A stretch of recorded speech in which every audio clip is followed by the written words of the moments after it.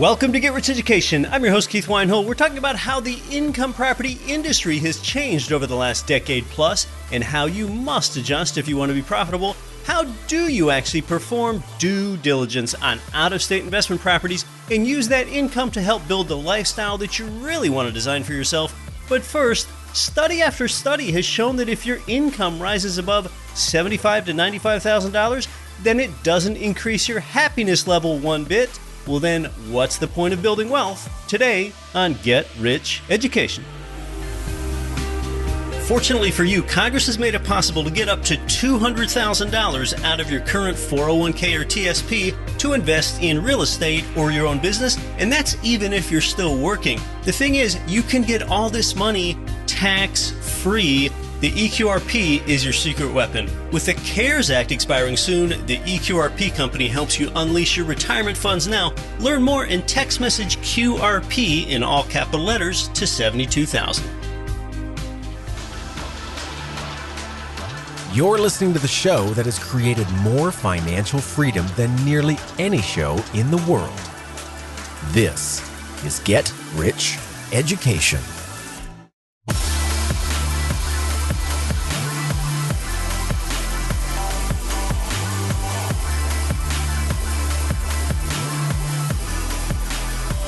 Here it is. Hey, you're inside GRE. I'm Keith Weinhold, and I have got to tell you something. I used to think that the pursuit of financial betterment was rather shallow. Getting rich, even going on to host a show called Get Rich Education, well, it's really about living a rich life, but we do focus on betterment through financial education here, yeah. But the real turning point for me in life was the realization that you can use money to buy freedom. Okay, now that was the big aha moment in my life. If you can essentially trade away your dollars for freedom, that was suddenly highly interesting to me. But still, what is the point? If all these studies show that if you make any more than $75,000 to $95,000 a year, it's been proven time and time again not to increase your happiness level one bit. In fact, a 2010 study at Princeton University is pretty well renowned. It showed that if you make any more than just $75K per year, quite a middle income figure there, that it does not increase your happiness level at all. People's emotional well-being or how they felt on a daily basis, now that didn't improve at all as they made more than $75,000. But their life satisfaction or how happy they were with life overall, that did improve somewhat. Okay, still not very significant. That's still not very motivating to help you want to make more income.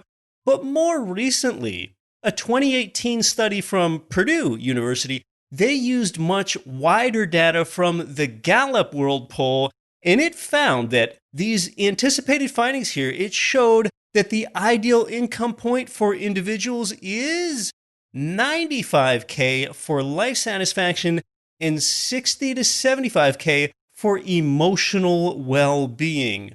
Well, really still some pretty middling, middle-class figures there. Now, get this. When people earn more than $105K, their happiness levels actually decreased in the Purdue study.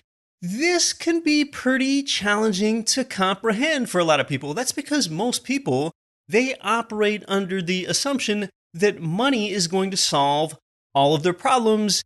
At the end of the day, we are all humans and we all struggle with existential issues like, what is the meaning of life and who am I really? And these sort of questions, they just don't go away when you get a bunch of money. And what the findings from the Purdue study go on to conclude is that the reason why simply getting more money does not make us happier is because there is a psychological phenomenon called hedonic adaptation. What is hedonic adaptation? Well, it really is how it sounds. Over time, we get used to that income change in our life, and our expectations therefore change, and our lifestyle changes, and we adapt. So you basically get used to a higher standard of living. That's really what it says. I think a lot of people, they hate their jobs and they hate their careers, but they do it because they need to pay for that life.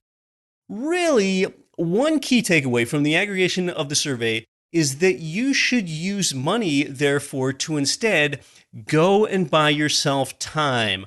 Have someone run your errands for you.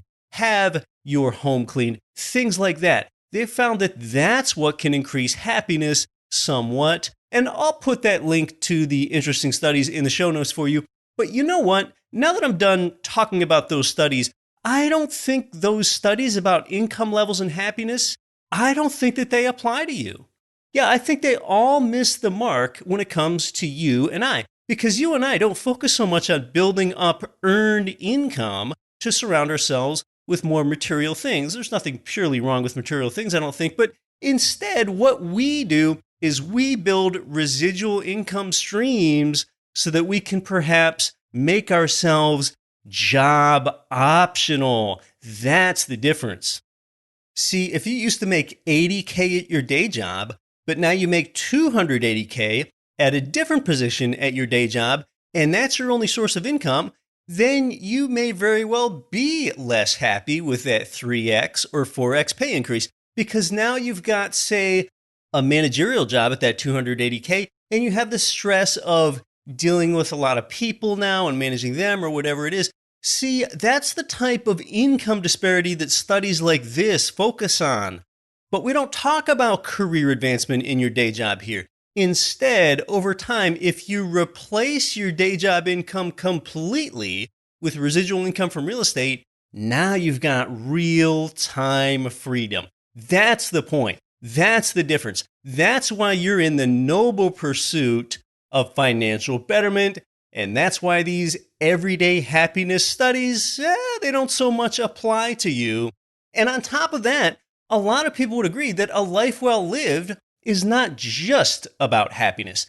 Happiness alone, that's the attribute that could actually be rather selfish or shallow. It's about significance too, and how did you lift up others? You might remember that John Saforic, the international best-selling author of the book The Wealthy Gardener and a real estate investor himself, he and I discussed this 9 weeks ago here on the show, where we parsed the difference between happiness and significance.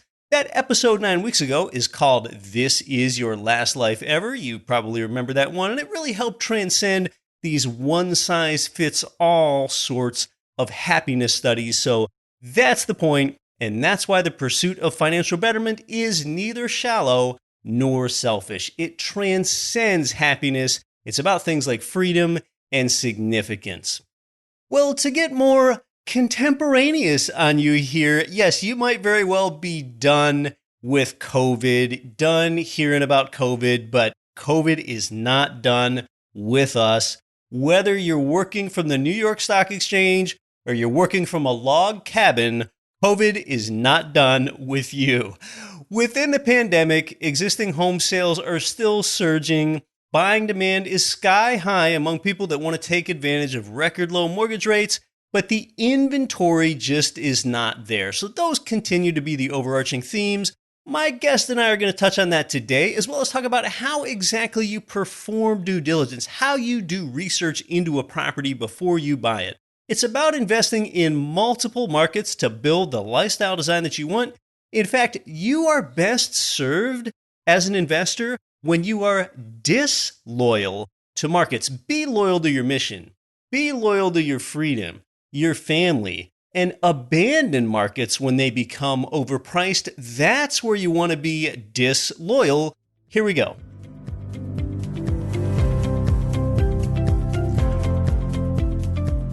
Today's guest co-founded a company in 2007 that helps real estate investors buy turnkey rental properties in the best U.S. real estate markets, regardless of where you, the investor, live. He's been featured in major national media and was named as one of the top 50 real estate opinion makers and market leaders. In fact, he and his company have helped investors buy over $100 million worth. Yeah, that's 9 figures, $100 million worth of residential investment property across 15 U.S. states. And what's really interesting is that he might be the most well-traveled guy that I know. Since 2013, he's been a full-time digital nomad with no permanent base, and he's run his company from 65 different nations. He's also the host of The Maverick Show. It's a podcast that's about real estate, but even more than that. He interviews today's most interesting real estate investors, entrepreneurs, and world travelers. And he's also a sought-after speaker at conferences around the world, ranging from the Nomad Summit to South by Southwest on topics of real estate investing, location-independent entrepreneurship,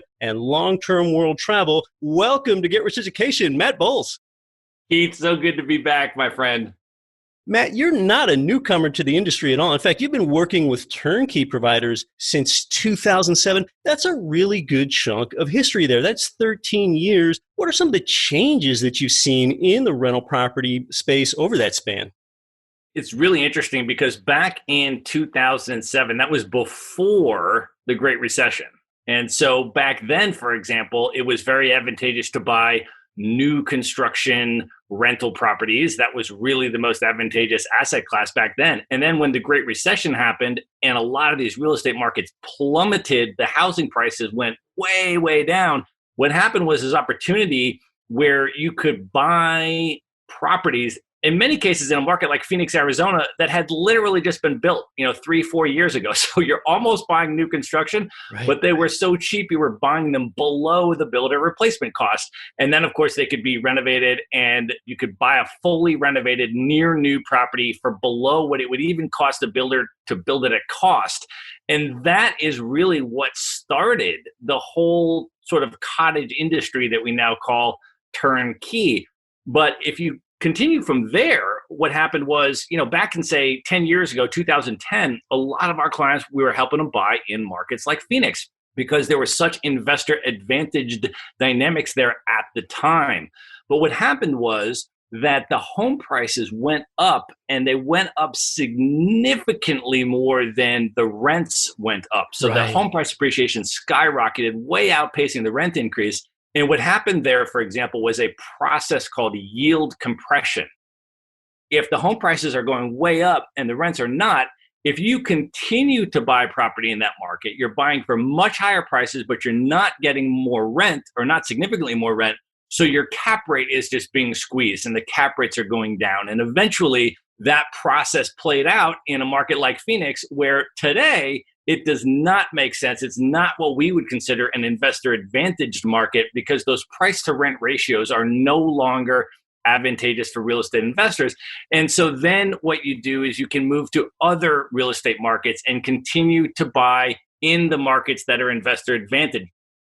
The major lessons that when we look back over 13 years is, first of all, buy in an investor advantaged market at the time that you buy, because investor advantage is not a permanent static classification. Okay. It can often be temporary. So make sure that when you're buying, it's investor advantaged when you buy. Number two, make sure that you're buying based on real estate fundamentals, because you want to make your money when you buy, not speculate on what may or may not happen in the future. Sure, it makes sense to buy in the path of growth when you can, but if that doesn't work out and the home market that you buy in, the property market either stays flat or maybe goes down a little bit, if you buy based on real estate fundamentals and you make your money when you buy, you're locking in a stream of income and you're making money from that as well as the other profit centers from your rental property. So you're not really that worried or concerned, and you certainly don't need to speculate on home price appreciation in order to make your money.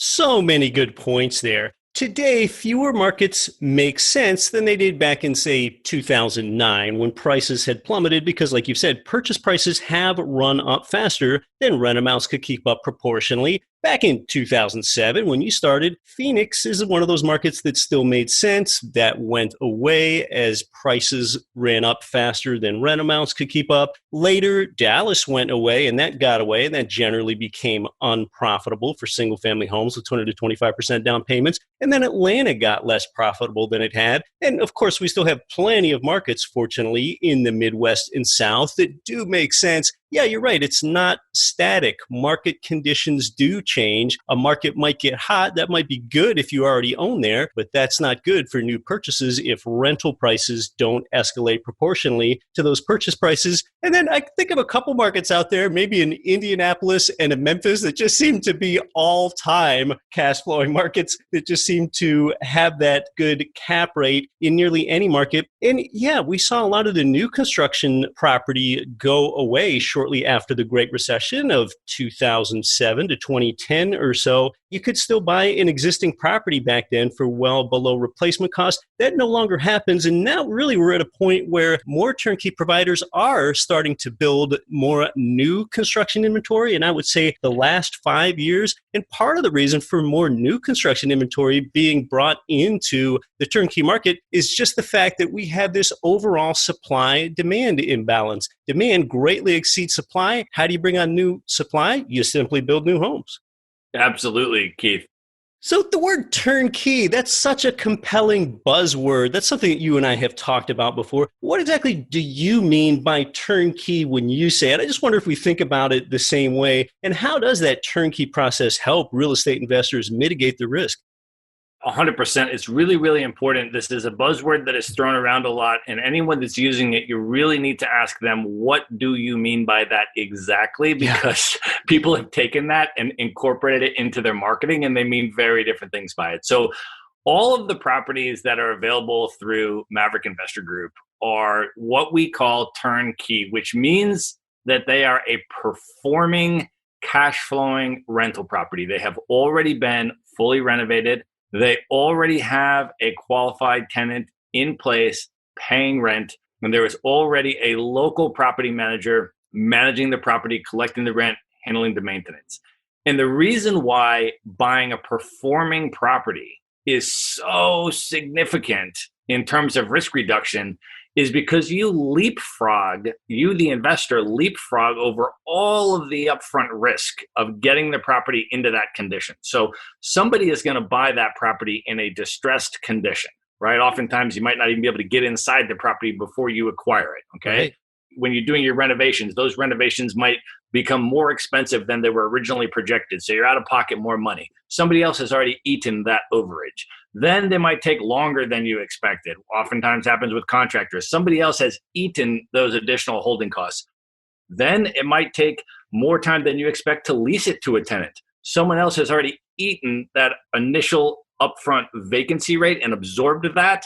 And then finally, when you lease that to a tenant, sometimes maybe it won't rent for as much as you expect it to. And you made a whole projection based on expected rent, and now you can't rent it for that much at the end of all this. And so you have less gross income than you expected. And all of a sudden, your final picture looks very different from your original projection. Those are all risks.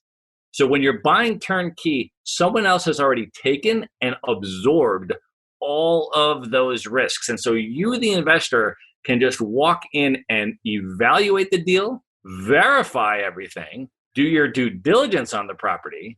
And then when you close, you are closing on an asset that cash flows from day one. Now, there's always some level of risk in real estate. Of course, for example, in the future, if you buy and hold over time, you're guaranteed to have both maintenance and vacancy at some point, right? Those are non-fixed variables, and those are risks that you want to build in and calculate in to your cash flow analysis. But in terms of that upfront risk, buying a performing turnkey property allows you to verify every piece of the deal independently before you close, and then cash flow from day one. Yeah, with turnkey, what a buyer's doing really is they're buying someone else's fix and flip. And before they buy that, they're identifying that investor advantaged market where you do have high ratios of rent income to purchase price that makes sense. But yeah, like you're talking about, you've put the risk on that fix and flipper. They do fix and flips at scale. They get bulk prices at materials. They're the ones that take the risk with things like when they purchase a home in distress, that fix and flipper, they're the ones that find out if there's water damage after the fact when they get into the home, or open up a wall and see what they're going to find behind that. So that risk is mitigated by the time it flows to you, the turnkey buyer. By a performing asset, we're talking about really three things I think about it with a turnkey asset. It's already renovated, or it might even be brand new construction. Secondly, it's already tenanted. And then thirdly, it's already under management. Oftentimes that turnkey property provider has that in-house property management. So that's what turnkey means. Literally, the word turnkey just means, for example, you would walk up to the door, turn the key, walk in, and everything's already done for you.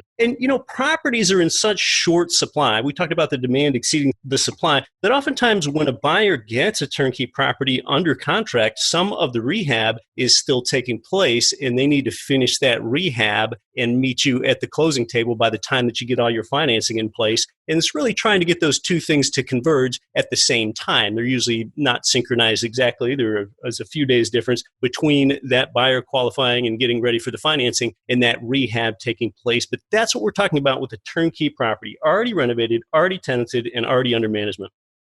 That's exactly right, as a condition of closing. And that allows you to verify each aspect of the deal so there's no surprises. You're not projecting the rent. You're not assuming this. You're not guessing about that. Or it's all fixed upfront for your verification prior to closing. And we talked about there's always risk that exists. Of course, we think about that buyer doing the due diligence. That's the research that buyer needs to do to be sure they're selecting the right property in the right market that's also within the right neighborhood, or at least not a bad neighborhood. So why don't we talk about some of the due diligence that a buyer needs to perform on a property that they're interested in buying, especially when that property is out of state? That's really important, Keith. And one of the things that we do at Maverick is we support, educate, and empower the buyer to conduct their due diligence independently using entirely third-party sources, right? So we have a great relationship with our clients, but we explain to them that we don't want them to buy any property based on having to trust Maverick or the provider that's selling it to them or anything else. We want to empower them to independently evaluate and conduct their due diligence on this deal so that they are using third-party sources for each piece of their evaluation of this asset. So for example, every single property, you're going to conduct your own home inspection. So you're going to send in a third-party professional home inspector. Doesn't work for Maverick, doesn't work for the seller, works for you. They're going to inspect the condition of that property. Then, especially if you're using financing, your bank's going to require that you send in an appraiser to make sure that you're not overpaying for the property and that it is worth what you're paying for. Then you can verify independently each part of the expenses. Property taxes are in fact this, your insurance payment is in fact going to be that, your mortgage payment is in fact going to be exactly this, your lender can quote that for you, and you put all that into your cash flow analysis. And then you're going to verify the rent. And this one's really important. You can verify, yes, here is the lease, the tenant is in place, they're actually paying this amount now. This is not a projection. This is what they're currently paying now. And the tenant is qualified. Here's the qualifications that the property management put them through, right? So you verify that. And then you can use third-party sources, a service like Rent Range, for example, and you can verify that, yes, this tenant is actually paying the market rent. And therefore, if they were to leave the property eventually at the end of their lease, say, then you could reliably re-rent this property for the same amount. This is not some aberration where the tenant is paying above market rent in some strange circumstance, right? So you want to verify that.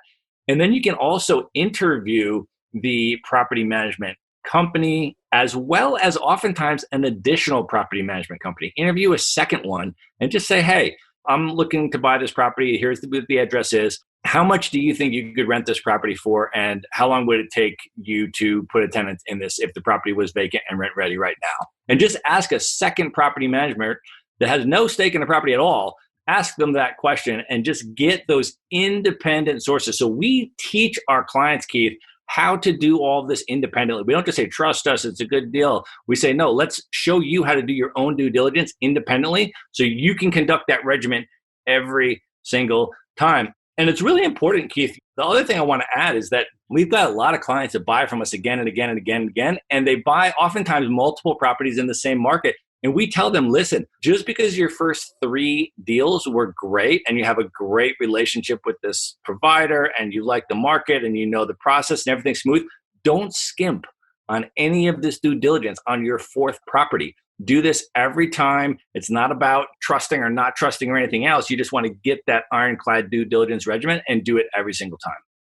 Oh, I'm so glad you said that. Yeah, a critical part of due diligence is having that professional third-party inspection, like you mentioned, which I always recommend, even for new construction. I mean, they can help ensure that a turnkey provider is not trying to pass off a dog of a property where, say, there might be very little remaining life left on a roof or a furnace or a water heater. You mentioned the rent amount. Yeah, in general, it's really not a good idea to ask a real estate agent about an expected rental amount. It's better to find out from a property manager what rents are actually being paid on like properties. And yeah, to do some more remote due diligence outside of what you mentioned, I think of a few online resources to check out the surrounding neighborhood. Google Street View, that's a free service, and I think most people are familiar with that one. Some paid services that you, the listener, might not know about are WeGoLook.com. That's where you can pay a local person that lives near that neighborhood where you plan to buy the property to go and confirm the outdoor conditions there in real time. As you know, Google Street View is often a few years old.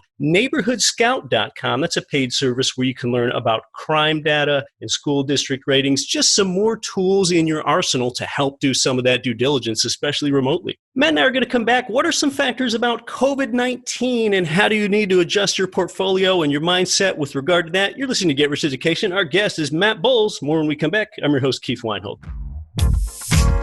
Property investors can get killed with maintenance costs. That's less likely when you buy brand new construction. Let me tell you about JWB Real Estate Capital in bustling Jacksonville, Florida. They pioneered the build-to-rent model where you can invest in new construction, turnkey rental property. That's why JWB was featured on the front page of the Wall Street Journal. To learn more and see inventory, start now at newconstructionturnkey.com.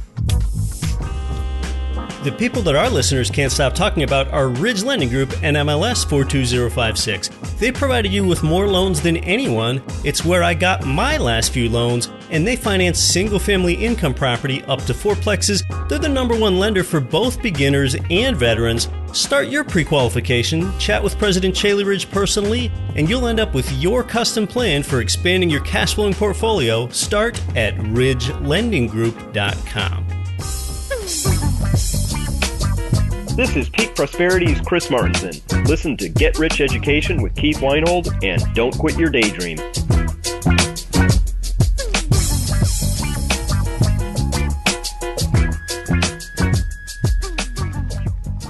Welcome back to Get Rich Education. We're talking with Matt Bowles, experienced real estate investor, experienced at dealing with turnkey companies, and also the host of the Maverick Show podcast, which you'll learn more about in a few minutes. Matt, tell us about what some of the new factors are that real estate investors should be taking into account during the COVID-19 pandemic so that they can make smart real estate investing decisions the rest of this year and beyond. Probably the main defining trend of the COVID-19 era, if I was to pick one that we've seen, is the dedensification trend. Right. And what I mean by that, Keith, is that we have seen a lot of people that have an interest in moving out of crowded apartment buildings with shared communal living spaces and moving into affordable single-family rental properties, oftentimes and primarily detached single-family homes in nice suburban areas. So that really, I think, is the defining trend of the COVID era. And we had to kind of wait a little while for that to shake out. You know, I mean, you and I both were talking with property managers and people that we knew around the country back in March and April. And we're like, what's going on? How is this going to shape out? But in reality, I think that is really the defining trend that we're starting to see. And so what we're doing to anticipate that is we're helping our clients buy those detached single-family rental properties in that affordable price point in those suburban areas or smaller city areas where people are starting to want to go. Yeah, you're right. We've had this de-densification, this de-urbanization that's taken place as people want some space, as people want some elbow room. People want to avoid things like getting into an elevator, which you often find when you have apartment buildings with, say, 4 or more stories. You're nearly always going to have an elevator. That's been one of the most uncomfortable places to be here in the COVID-19 era. And when you're in an urban place oftentimes it's hard to get distance from people at all. There are crowded coffee shops. It's just difficult to get distance from people on the sidewalk. So that's definitely one trend, which does cater to single family homes because you do find more of those in the suburbs. And yeah, we're really seeing that demand. I'm seeing on my end this demand for a higher room count with more small rooms in a single family home rather than a home with fewer large rooms. So it's so interesting what this trend is doing. That's a good thing because a lot of these really do cater to turnkey markets, suburban areas outside of metro areas that are investor advantaged. Yeah, and that's why agility is so important, Keith. I mean, when we started Maverick, we wanted to build our company and design it so that we could put the buyer first, the client's interest first, and adjust to real estate market changes. So for example, we started off this conversation talking about Phoenix, right? And talking about new construction in Phoenix. Well, guess what happened when the Great Recession came and all of those prices took a nosedive? The builders were sidelined because people were not trying to buy new construction homes and pay for that because they could get it in less money. So if you had a construction company and that's all you could do was build new homes in Phoenix, Arizona, you were in big trouble. And the same thing is true, Keith, with a local, let's just say, real estate agent, or for that matter, a turnkey provider that is in one particular market. That's all you have to sell. A Phoenix real estate agent, no matter what the market does, they have to continue to tell you that Phoenix is the best market to buy in and retrofit their marketing materials accordingly. Right. And the same thing is true with a turnkey provider in a fixed location. They build a huge infrastructure. They're really invested in that in their business. And then when the market turns, you mentioned a number of those other markets like Dallas and these other places that we were in back in 2013, 2014, when it was great to buy there. But now it's a very different story in a lot of these markets. And so what happens is if you have a fixed infrastructure there, you're invested in, well, what happens when you can no longer buy those properties at those really discounted, compelling rates and you don't have enough margin to do the renovations and sell it and still make a profit and come in at the appraised value? Well, now all of a sudden the market becomes less advantageous for investors to buy in, but you're still stuck there with your infrastructure. So what we wanted to do is not have that weight on us. We wanted to be able to have total agility to put the real estate investor first. And when there's any kind of change, whether that's a Great Recession change, a market appreciation change, COVID-19 adjusting demand in different ways, we want to be able to help our clients consistently move with the markets, buy in front of the demand trends, and consistently build their portfolio regardless of what the market does, and always be buying in those investor advantaged areas. Oh, you said it. One of the biggest mistakes real estate investors make, the biggest, one of the most overlooked ones, is that they only buy in one market. And I know you've been a proponent of multiple markets just like me for a long time. Absolutely, Keith. And that's one of the things that we do is we help our clients build their portfolio over time and across markets. I mean, we are still working with clients that were buying with us back in 2010. And as a matter of fact, just this month, one of our clients that bought multiple properties back in Phoenix in 2010, who did amazingly well as that market skyrocketed, and he already had his cash flow locked in at that great price to rent ratio that he acquired at. Yeah. He is now buying, literally this month, more properties with us. He's buying multiple properties in Indianapolis. And so this is what we do. We have these long-term relationships with our clients. We're not a transactional brokerage. We build the relationship with each client and then help them to build their portfolio of cash flowing rental properties over time and across markets. Yeah, when we talk about being in multiple markets, I think we're primarily talking about geography. Like you gave this example of the investor you've helped in Phoenix, and now they're looking in Indianapolis next, years later. But we can also think about that as if someone's invested in Houston, an oil market, maybe they want to offset that with being in more of a medical market. And of course, one has to keep in mind the submarket within a metro is pretty important too, as they all have different balances of business sector employment within the submarket of a metro too. So that's the diversification. Well, Matt, you're also the host of the Maverick Show. It's adventures in real estate, entrepreneurship, and world travel. Tell us more about the Maverick Show. I know that does make your podcast a bit unique in the real estate investing world. Tell us more about it. I've been doing the podcast for 2 years, and to be honest, it's one of the funnest things I have done. It is amazing because I get to have incredibly interesting discussions with the most interesting people that I can find. So as you mentioned, I have been living in all different places around the world since 2013, 65 countries now. And what I found is that I was meeting these people and having discussions. You know, I'd be in a discussion on like a rooftop lounge in Bangkok, Thailand or something.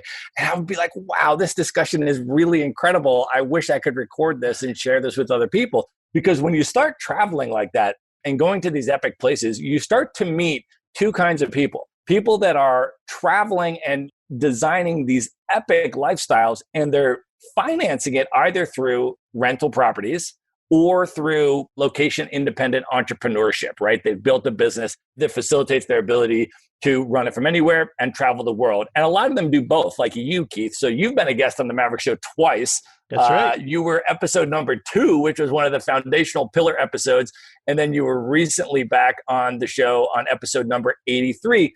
And you, of course, fit all 3 of those categories: real estate investor and location independent entrepreneur and world traveler. That's right. But, you know, for example, I'll interview people like Tiffany Green, who started investing in real estate at age 32. By the time she was 42, she had enough rental income to cover all of her expenses. It was exceeding her salary. So she just quit her job and has been traveling the world full time, living off her rental income ever since. And similarly, people that are building location independent businesses in non-traditional spaces and using that to finance their epic lifestyle design stuff. So, you know, my average podcast guest, we not only talk about the tactical aspects of either real estate investing or business building, but we also talk about the lifestyle design stuff. So my average guest has been to over 40 countries. Some of them have been to over 100 countries, but my average guest has been to 40 countries.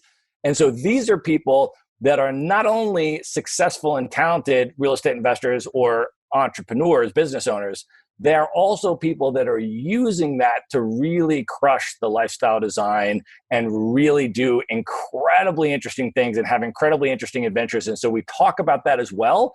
And then we distill it all down into actionable items that the listeners can take away to apply in their own lives. That's right. And maybe one looks at the themes of your show. It's adventures in real estate, entrepreneurship, and world travel. And one might wonder, what do they have to do with each other? Well, a lot of things, because it's the residual income from real estate and entrepreneurship that helps fuel that world travel. So you can find the Maverick Show on Spotify or Apple Podcasts or wherever you listen to your podcast. Well, Matt, tell us about the client's experience when working with your company to help connect them with turnkey providers across the nation. So the first thing is that personal relationship we have with every client and a long-term relationship that we're interested in. So we want to get to know every single person that is buying rental properties through us. So the first step is that we invite everybody to come in for a free phone consultation, which is actually a video Zoom consultation now, and really get to know you, understand where are you at your real estate investing journey? What are your personal real estate investing goals? What are your personal buying criteria? What are your aspirations? What are your concerns about risk and mitigation and things of that nature that you want to know about and you want to learn about, you want to be attentive to? And then once we understand you, the reality is that every market is not the best one for every person, or every type of property is not the best for every person. So we want to understand you individually and then support you in developing a customized approach where we can help you build your real estate portfolio according to your buying criteria and your real estate investing goals in a very customized way. And that may be different from the next person that comes in. And then we're there for you every step of the way. So we're going to do that education and that support to show you how to conduct your independent due diligence on each one of these properties. We're there for you along the way. We can answer your questions. We can support you. We can provide you resources and all of that. So we have a great long-term relationship with all of our clients, and that's really how it starts. And then that's how it goes. And then we just continue to build from there. And as I said, we're working with a lot of people 10 years later that we were working with back in 2010, and they're continuing to build their portfolios. Tell people how exactly they can connect and learn more about working with you. As you said, in terms of the Maverick Show podcast, that is available on all of the podcast platforms. You can just look for the Maverick Show with Matt Bowles, Bowles. And then I would like to offer all of your listeners that introductory free consult, Keith. And they can register for that by going to maverickinvestorgroup.com/GRE. And there's another item there on that page you're going to find also, folks. If you'd like, you can opt in and grab our free report on how to avoid the 7 biggest mistakes that we see real estate investors make in today's market. So you can either grab the report, or you can grab the free phone consult, or you can grab both of them. And they are both available at maverickinvestorgroup.com/GRE. And we would love to chat with you and get to know you. It is a paradox, but a truth. Location-dependent real estate can help you live a location-independent lifestyle. Matt Bowles, it's been great having you here on the show. Keith, great to be here. Thanks for having me.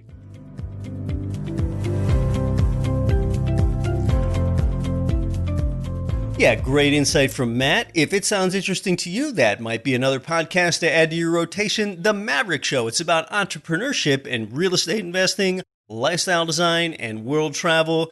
I feel like I'm fairly well traveled, being this maps and geography loving guy that I am, but Matt has got me beat there.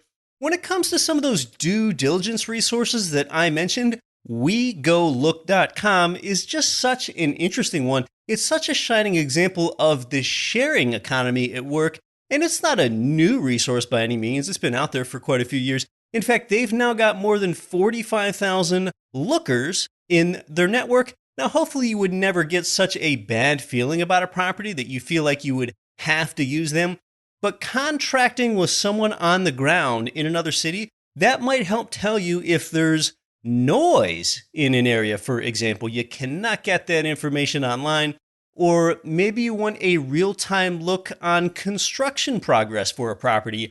WeGoLook.com. Just a great example of the sharing economy. Big thanks to Matt Bowles today. Check out his resources. Another takeaway for today, studies that examine what the highest income level is that brings you happiness don't address the residual income that you can use to buy freedom when you're actually young enough to enjoy it. Happiness matters, but it's about more than happiness anyway. Until next week, when I'll be back to help you build your wealth, I'm your host, Keith Weinhold. Though you might quit your day job, don't quit your daydream. Nothing on this show should be considered specific, personal, or professional advice. Please consult an appropriate tax, legal, real estate, financial, or business professional for individualized advice. Opinions of guests are their own. Information is not guaranteed. All investment strategies have the potential for profit or loss. The host is operating on behalf of Get Rich Education, LLC exclusively.